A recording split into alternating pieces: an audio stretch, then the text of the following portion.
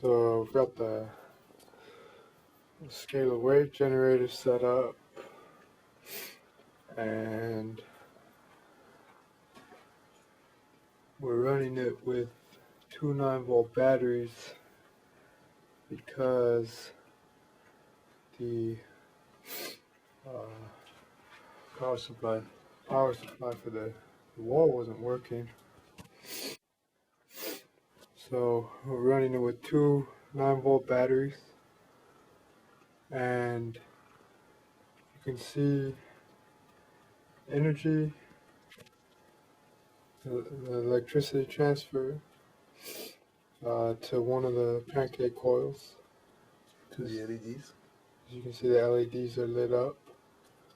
So that's sending our current to one of the Tesla coils. That's the Tesla coil. Yeah. Uh-huh. And that's the antenna.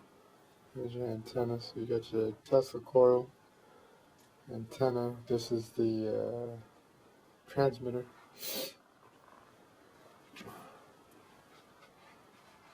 And now we got our emitter. Receiver. You can see the LEDs in there. In this Faraday cage, it's receiving the energy. It's receiving the energy transfer, even in a Faraday cage. And when I put my hand in there, you can see LEDs turn off as I'm now acting as the antenna, the receiver. Touch the antenna, the LED will be much bigger now. Yeah. So it is working. This is the ground connection to the ground of the other plate. So the two plates plates are same ground. So it connects the two plates to be at the same identical ground. So that creates the resonance, perfect resonance between the two. Okay, William, so what is the objective of the setup? So we've got our transmitter, which is emitting scalar wave in a Tesla coil. Our receiver in a Faraday cage. It's receiving the signal. They're in resonance right now. We verified there's a transfer of energy. So we've got a plate, a petri dish with Luria broth, Luria agar. We've got an isolate, a bacteria that we isolated. It's from a single colony. It's a clone. We plated it out. We used a natural antibiotic, green tea extract, turmeric, ashwagandha, and we let that go overnight. We saw a zone of inhibition, so we know that it's got antibiotic properties.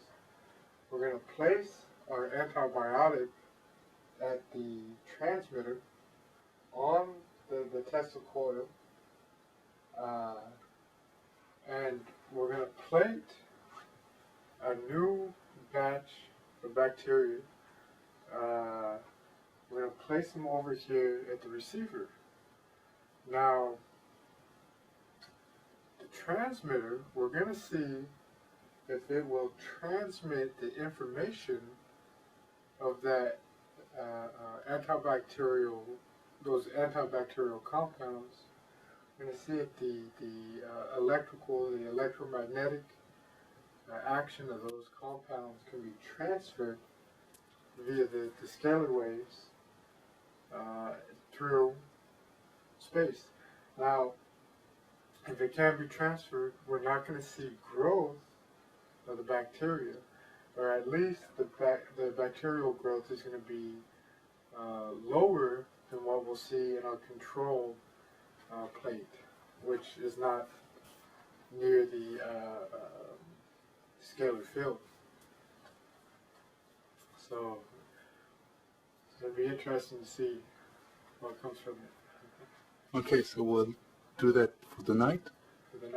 And we'll try to see what happens tomorrow morning. And we'll see the results tomorrow morning. Okay, thanks. So we have the first inoculation, which came from a soil sample, and we got our bacterial colonies. I took one colony, which is ostensibly from a single bacterium, therefore a clone of billions and billions of bacteria. I made a pure isolate from that single colony. So this is a clone that is multiplied to an innumerable number of bacteria to give you what you see there.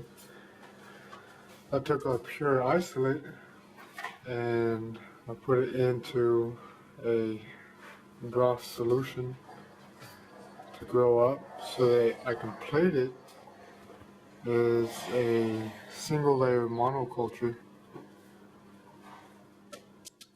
And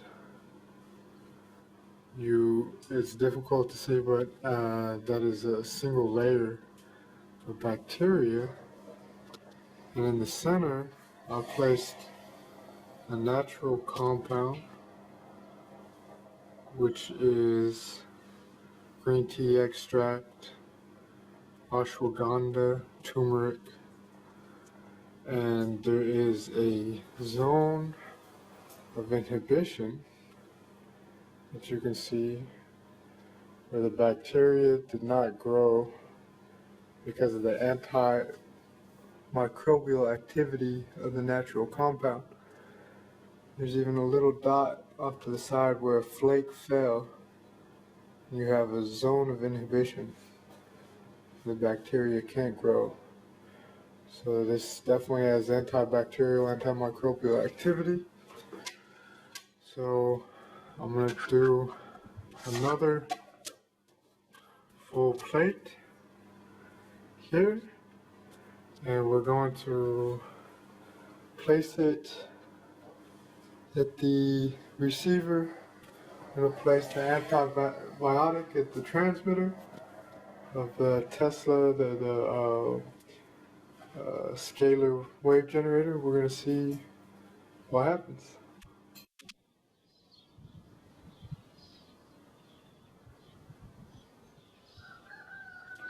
Okay, the setup was put outside for the sun to keep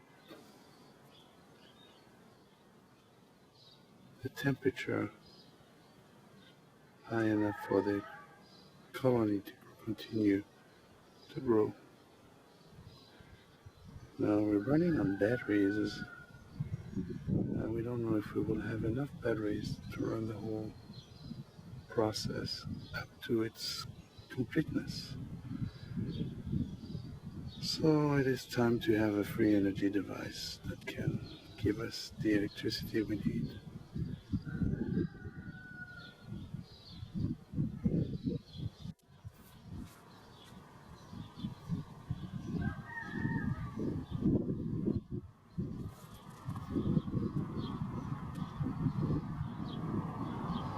So we see the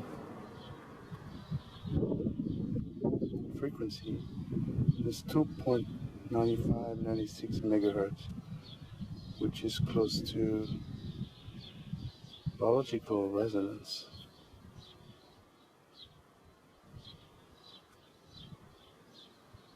And we have the Tesla coil, the frequency generator. We have a petri dish, and you can see in the middle of the petri dish the antibiotic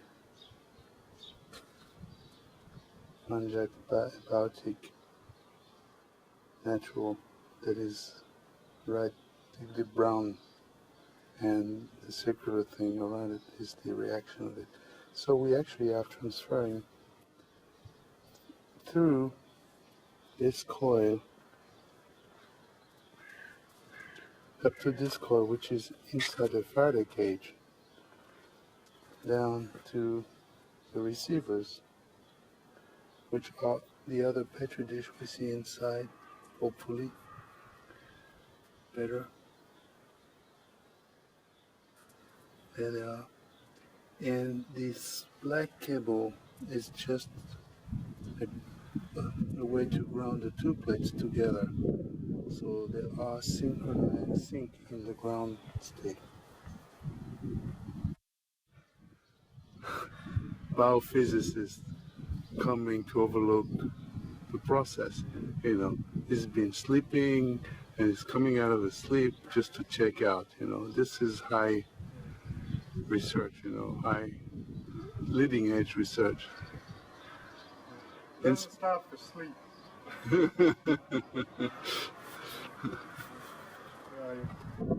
Okay. The experiment must go on. Yeah, the show must go on. Yeah. True.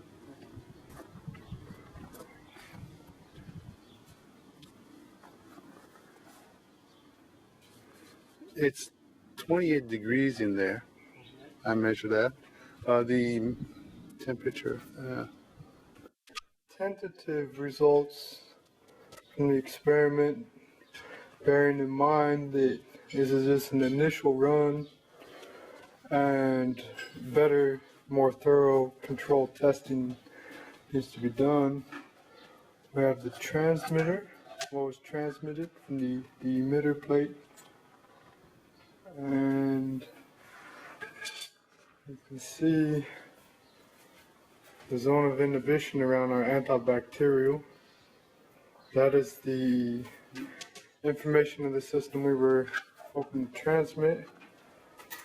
We have the receiver, what was placed at the receiver 3 meters away. 3 meters away. And you can see we have incomplete growth of the bacteria. There's a zone of clearance similar to what you'd see with the antibacterial, which is suggestive, not conclusive. And our control, one of our controls, this one was placed at a high temperature overnight, and you can see relative to the others, so it's not a very good control. But you can see exactly what you would expect from bacterial growth. This is at what we call 90% confluency, which means that the colonies cover 90% or more of the plate.